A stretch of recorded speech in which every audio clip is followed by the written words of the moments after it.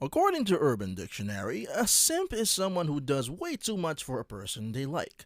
Simping, meanwhile, is a verb describing the action of being a simp, meaning sucking up, schmoozing, or otherwise pining over a romantic interest. With that being said, you horny bastards have a lot of explaining to do. So let's talk about simping over characters. Is it good? Is it bad? I can't really answer that considering I have been guilty of doing it more times than I can count on one hand. Am I ashamed of simping? No, and neither should you. But I guess it all depends on who you're simping for.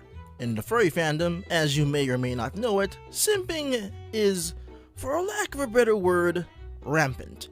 Left and right you see characters of all shapes and sizes, gender and ethnicity, and sometimes even planet of origin being simped over by horny degenerates, including me, salivating and worshipping every nook and cranny of their bodies, only having to imagine how it feels to even run their fingers through their soft fur and rippling taut muscles. Oh dear God, Jesus, is it so hot in here?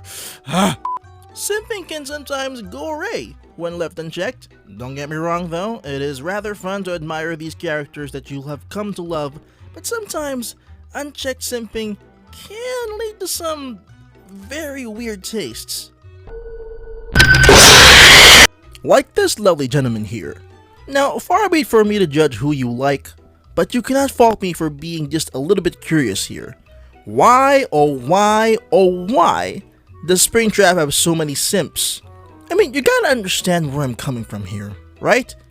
Before he was known as Springtrap, he was William Afton, co-owner of Freddy Fazbear's Pizza, genius mechanic, father of 3, and a prolific serial killer that preys on children. Every time I ask someone this, a longtime fan of FNAF, they say that it has something to do with William's voice and how soothing it sounds, which I kinda see to an extent. Don't leave me here! My house! My God! But if I saw a possum that got recently roadkilled on a highway somewhere, and it starts talking to me with the most soothing voice in the world, I wouldn't want to draw a sexy fan out of that. I wouldn't want to fantasize about making love to that rodent. What I'm trying to say here, ladies and gentlemen, is that if the guy you're simping over looks like this, there's gotta be something wrong here.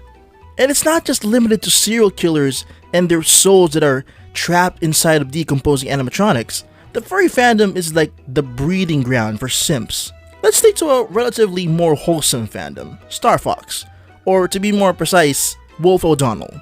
Now with Wolf, I kinda get why he has simps.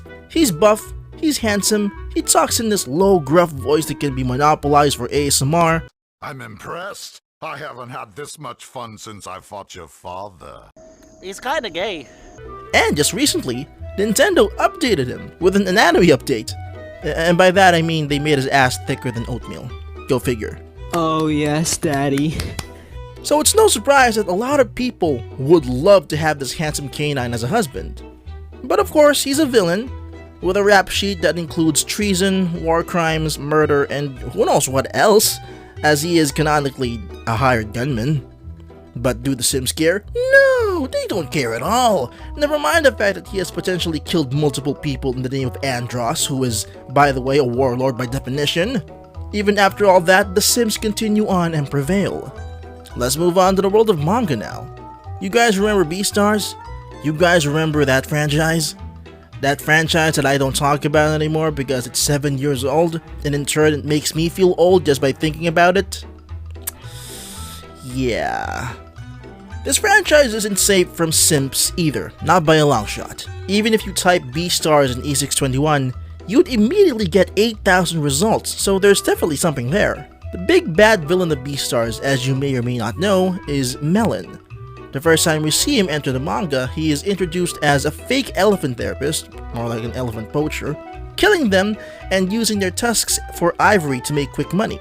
Gradually, we see him evolve into this psychotic, bloodthirsty, knife-wielding hybrid psychopath that leaves trails of blood and bodies everywhere he goes. He has no emotions of sympathy, and it leaves him to easily murder anyone he dares worth killing. And with that said, he still has simps. What I don't get with simping for Springtrap, I get even less with simping for Melon.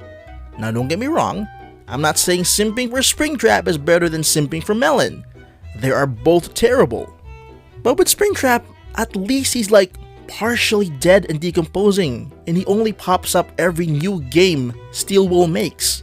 With Melon, he is very much alive. He's in jail the last time we saw him, but he could get out. He has the capabilities to do that. So we're left with a bloodthirsty hybrid that is proficient with knives and his army of horny simps that chose to ignore the very many blood-covered red flags. Boy. Okay, you know what? Let's move on away from the dead child murderers and knife-wielding hybrid psychopaths. Let's go on to a more cuter franchise. If you have ever given my Twitter feed a look, you would find that my current obsession is mostly centered around the movie The Bad Guys, which you guys may or may not know came out like a few weeks ago. The antagonist of this movie is a guinea pig named Dr. Marmalade. Underneath all that cute and fluffy facade lies a very intelligent yet selfish and cruel rodent.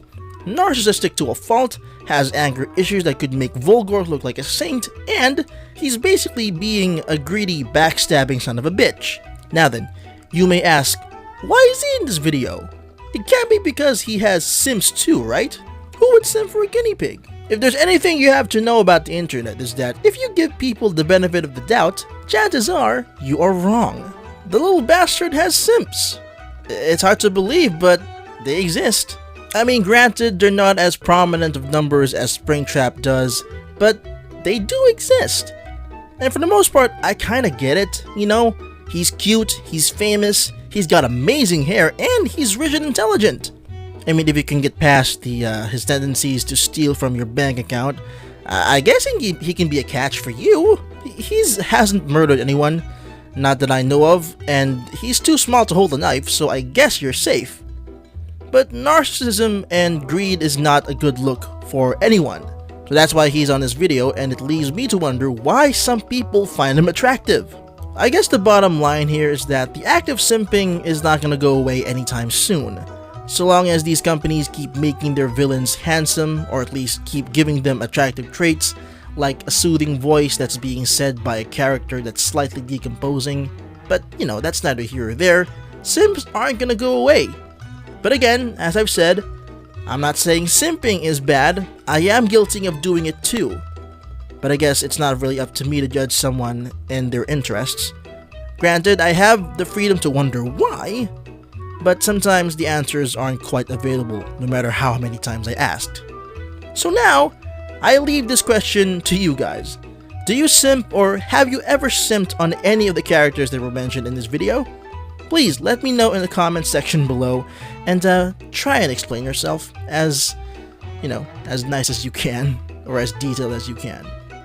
I would love nothing more to read those comments of yours. And that, my fellow degenerates, this is where I end this video for today. I hope you guys enjoyed watching. It took me a few days to get this video out, and hopefully the YouTube algorithm could, you know, find the pity on me and give me a bone somewhat. I don't know, maybe, perhaps. I hope so. But yeah, this is the end of this video, and I'll be seeing you guys in the next one. Stay foxy, much love.